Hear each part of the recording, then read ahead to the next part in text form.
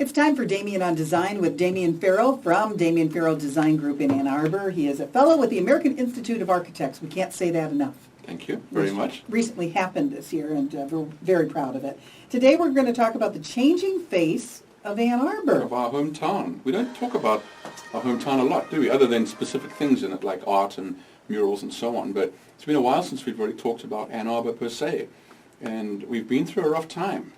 Right? 2008, the start of this terrible recession, the Great Recession, as I see it referred to these days, and it certainly took its toll on Ann Arbor.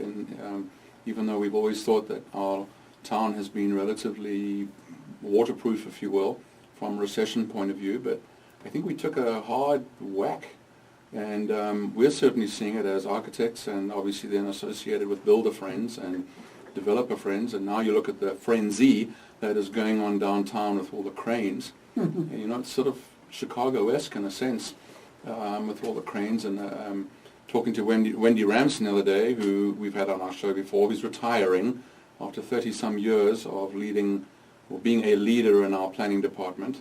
She's moving on to other things. So there is another changing face in Ann Arbor. Right.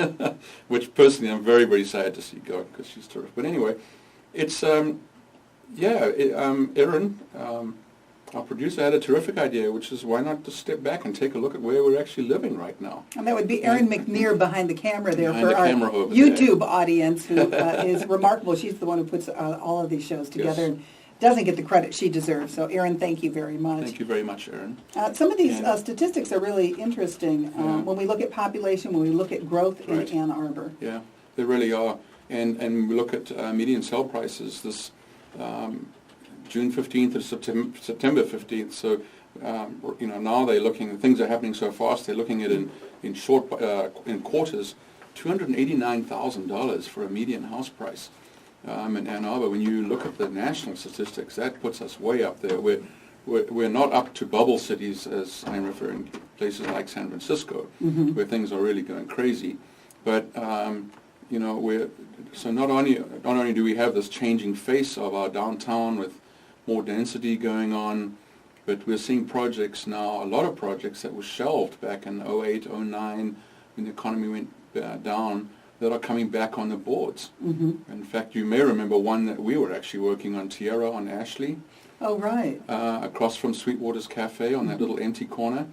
We have been meeting with that landowner, and that project, not in that form, but that project is going to go ahead again now. It's been revived, and we are working on it. So another small building downtown with a couple of high-end condos. But Erin dug up this very interesting graph, because for a while I've been hearing the realtor friends saying, well, yeah, our house prices are going crazy right now, but we're not back to where we were pre-recession. Well, actually we are now. With just this kind of last few months in 2015, we've jumped way up, and we're now ahead of the game from properties in 2007, which was really when things were cooking, right? Right. I mean, it was October of 08 when Lehman Brothers went south, and suddenly my world, certainly as an architect, came to a screeching halt. Dave Lutton, in my discussions with him, the owner of Reinhardt, he talks about knowing and warning his realtors back in 06, middle of 06, that something was going to happen. And he was right. He was warning them. He was warning all the them. way back then. Yeah. Wow. Yeah. It was just too bubble. There was just too much instability in other markets, and I think people at Dave's position, where they have the in, if you will, into what's really going on in the mortgage market and the investment market. So he straddles that knowledge base, if you will, started to realize that things were not going well with the whole mortgage positioning. And they were getting out of hand. And that's sort of the basis of his discussion that I've had with him. So you mentioned, Damian, $289,000, and actually it's $289,200 for a median. That's the median sales price for an Ann Arbor home over the last quarter. And that represented an increase of almost 16%, which would be about $39,200 compared to the prior quarter, and an increase of just a little over 9% compared to 2014 during the same period. Those are big numbers, Think about it. Think about if maybe you were sitting on a condo or a small house in the $200,000 range, and you took a hit. You were maybe bumping up to $300,000 in '07, '08 as far as your value of your house, and you were looking at your equity, and suddenly you lost 100,000, you lost a third of your value. Now, when you start to think of that's a significant number. You know, when you look at the higher price houses, different. But I think my big interest really lies in the affordability, and that's been such an ongoing discussion in Ann Arbor, right? And I'm not talking about affordable from the point of view of per formula or per low-income housing. I'm just talking about the ability for people to continue to buy housing or rent housing in this town, because that's everything we need, right? I mean, we need the people downtown. We need the people working in the restaurants, serving in the bars, doing those kinds of things. And that's the big question. I toured that new project, and now it's gone blank on me, the one that was on the site of the Fox Tent awning building on South Main. That project just opened up, and we had an American Institute of Architects tour last week. One-bedroom apartments renting for, I think they said, if I recall, I hope I'm not out of line with this one, but about $1,600 to $1,800 a month for a one-bedroom. Wow. Fairly spacious, very nice, obviously contemporary, large windows. You have a pool, you have a workout room, you have below building parking, secured, 2 blocks to downtown. The 2 bedrooms, I think, were at $2,400 to $2,600. The higher up you got in the building, and they've gone like this, you know, and some of it is student, so the more affluent students from out of town whose parents are able to afford it are doing it, but otherwise it's young professionals. That, I think, is probably a good sign, right? I mean, that means good jobs in Ann Arbor, paying well, that younger people who are starting out in their careers, maybe in their late 20s, early 30s, are able to afford some of these rents. But also, of course, the other changing face has been all of our high-rise or taller buildings downtown, which have been aimed specifically at the student market. And those I wonder about, because that is a very specific design. If you look at the floor plans and the layouts, they are designed for students willing to have 4 of you in tiny little rooms sharing a common space. You know, what happens if that market gets oversubscribed? You know, what happens if the university decides in a serious way to get into the housing business, build more projects like the one up on North Campus? You know, or even the new graduate dorm. The new graduate dorm on the site of the old Blimpie That's Burgers. Right. That's now open, right? The students are occupying it this year, I think. So you've got a very specific plan, if you will, a very specific product that we've seen a lot added. And I haven't heard any negatives about, we can't fill them or anything like that. So that ability to absorb is there. But it's certainly a changing face in a dramatic way. And the height of the buildings. Yeah.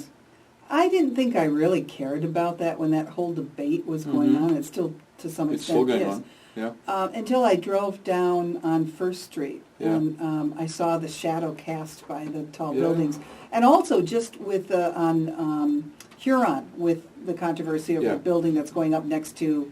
Just west of Sloan Plaza. That's right. And how that then impacts the people that had a view and don't anymore. And I started thinking about that. And, you know, when you buy something, obviously you're not buying the sky and the land beyond what you own or whatever, but you buy it with a premise that, wow, look at this view. Or it all plays on your sensibilities of what you're expecting when you put out that money. And so I think it's interesting to watch how we've changed, our town has changed.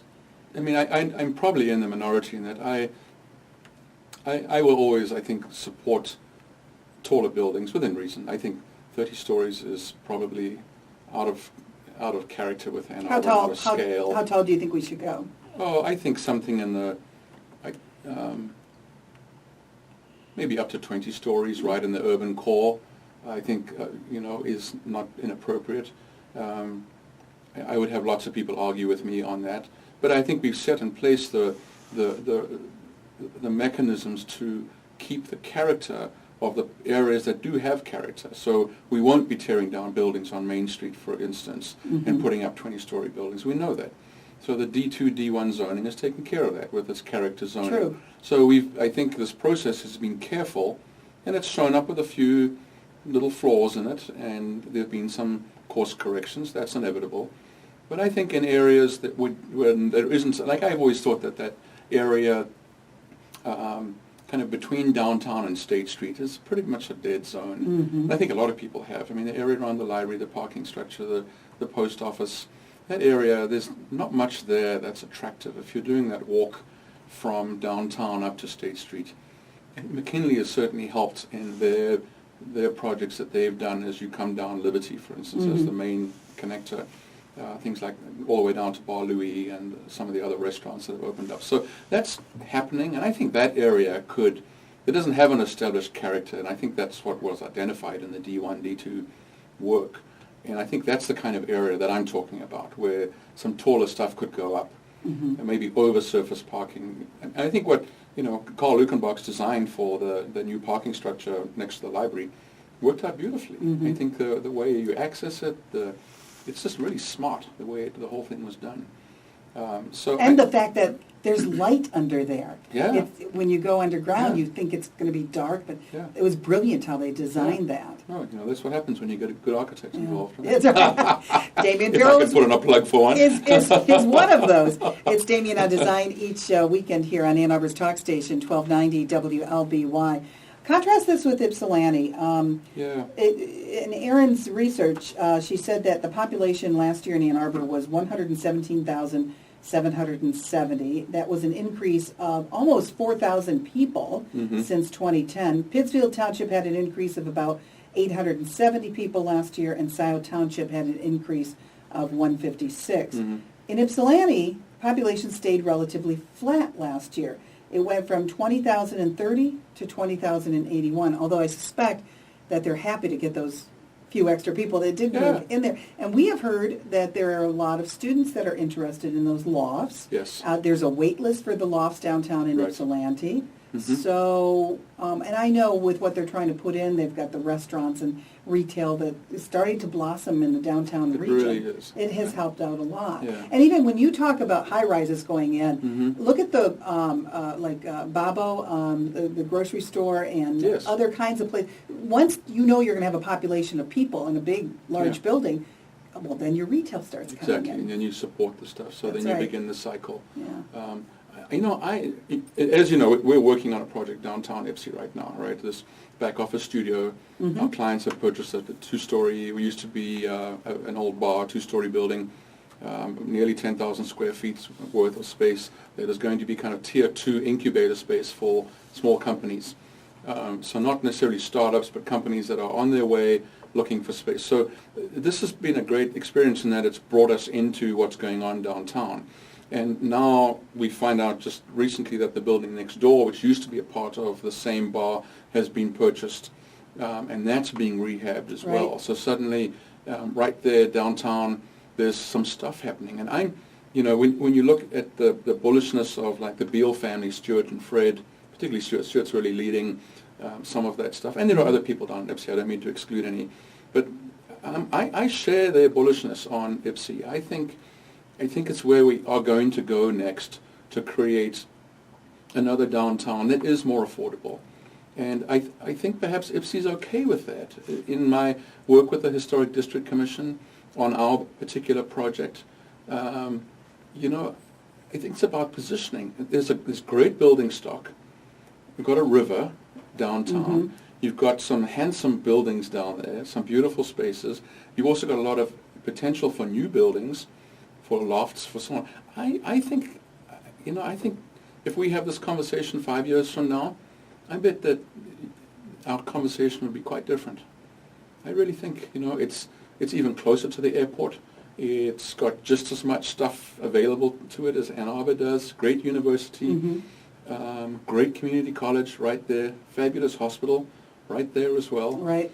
A river runs through it for the second time. But look how they've used that with the festivals and so on.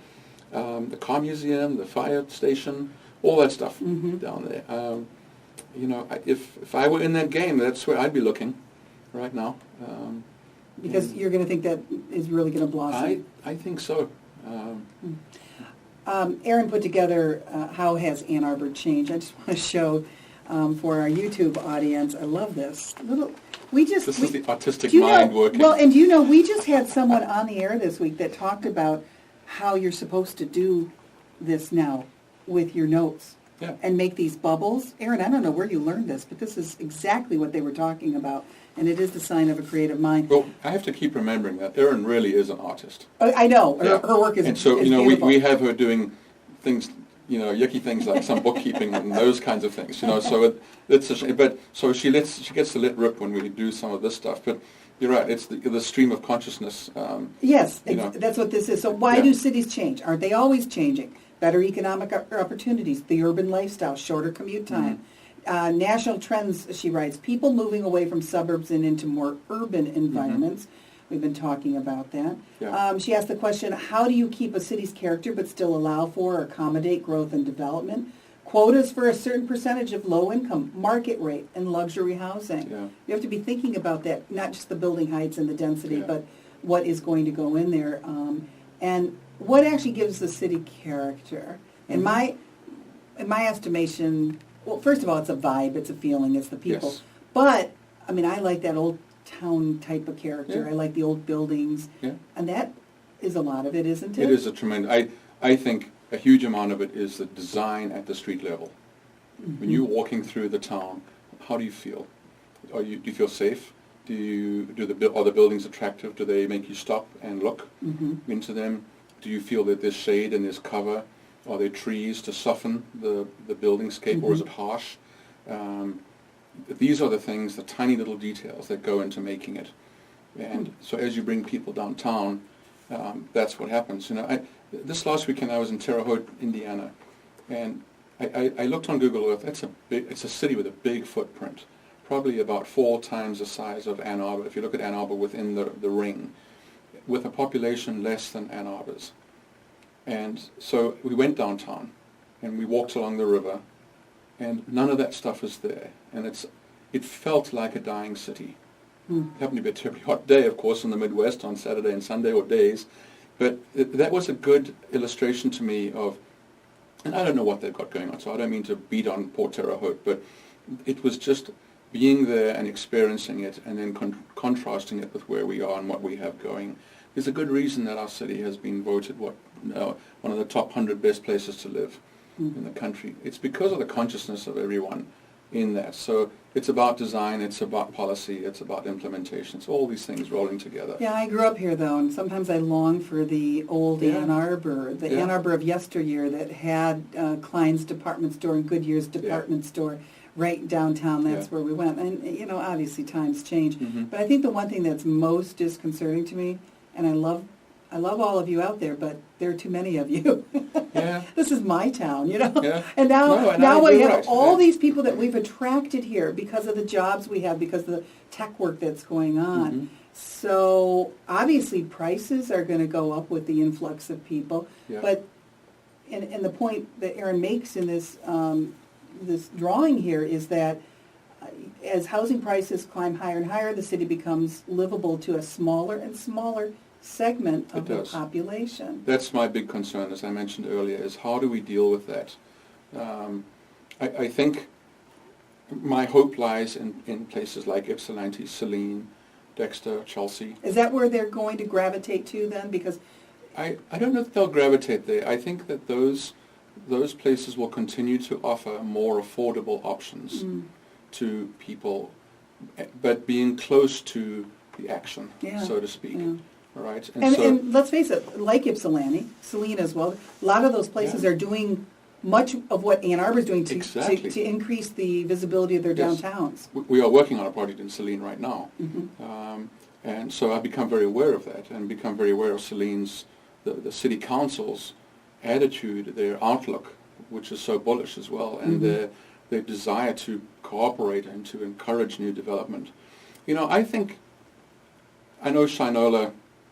There's one. Brand new Shinola. I had to have one.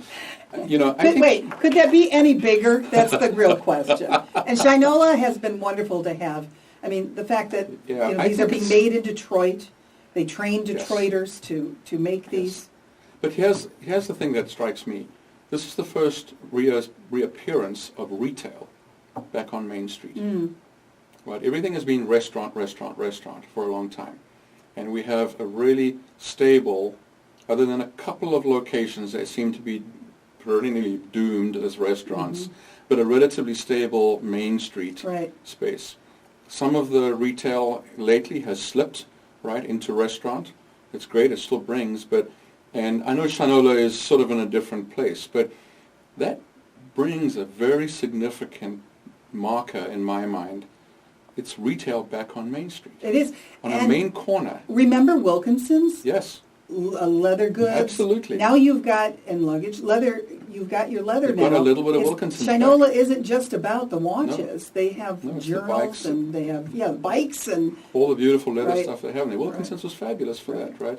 So I came But Wilkinson's was forced out of downtown. Yeah. Remember, it went over to the west side of town. And and then it became an online for a while. And I know, it's just faded. Right. You know, that space that they occupied over in Scioto Township is now a consignment store, I think. Right. And so that was a shame. They just lost their footing there, and... but Scioto also is grappling with this. What do you do? You've got this long corridor of Jackson Boulevard there, and they're trying to figure out ways to make it more palatable, more interesting. Not just traffic running by, and you might stop at one of the stores along the way. Yeah, so. And all the outlots that we're seeing now in front of the two Maya stores, the one off Jackson Road and Zeeb, and then out here on Ann Arbor Road. Big changes there. Yeah. One of the things, of course, in doing that, one of the urban planning ideas is that calms traffic and slows traffic down. You want to see what those buildings are. Exactly. And I gather there was a bit of a brouhaha because some of the developer put in tinted windows. I may be right, I may be wrong. This is just what I heard on the street. That's very true because it is true. They were not supposed to do that. And I think they have to go back and take those out, last I heard. And I feel for them because those are west-facing windows, for one. I don't think when you're driving by on a 5-lane road that you are going to necessarily slow down to look in the windows. No, but there's a sidewalk now in front of those stores. Sidewalk. There never was one there before. Right. But if you're going to go there, those are destination stores, right? Like Starbucks and so on. So then you'll park your car, you'll walk, or you'll go, I am going to the cell phone store. But isn't this push to get people out of their cars and walking and biking and... Yeah, absolutely. And I have to admit, even though I'm not a big walker, biker person, you build it, they will come. That $2 million expanse on Washtenaw Avenue, that sidewalk, I now think that was brilliant. Yeah. I see people on it all the time. Yeah. And I wonder, where were they before? How did they get from there to here? And it does make you think differently as you drive down Washtenaw, I think. Yeah, it does. It does. I think the Washtenaw beautification program is really starting to show itself. Yeah. And I think once they connect through under the bridge and to Ipsy, that we'll start to see some stuff. Because that intersection, too, has suffered for a long time, if you think about it. The hotel there on the Ann Arbor side, I forget the name of it now, but that's changed hands a number of times. Right. That restaurant's never really worked there. Starbucks came in. Although, do you know that restaurant, they have the best Thai food in Ann Arbor. Well, there you go. Yeah, don't let that get you by because the hotel doesn't look anything great. Best Thai food. It's amazing. You're talking right at Washtenaw 23. Right, exactly. Yeah. That used to be a Holiday Inn. I don't know what it is now. Exactly, yeah. So. The Arborland certainly had a refresh, and that's done well. Oh, yeah. And Chili's just upgraded over there, too. Brand new facade. So I think a lot of interesting stuff. So we're seeing projects coming back that were shelved. We're seeing developers trying their hand or getting into the game again as far as housing is concerned. I think the new stuff is different. I think developers are realizing that are answering the market. The issues we've talked about on the show, accessibility, aging in place, easy movement in and around your living, natural light. I'm noticing it when I see drawings that it's not just the same old, and I think if you're venturing into that world and you do the same old, I think you're going to get a surprise. But a word of warning, and you brought this up at the very beginning of our conversation, Damian.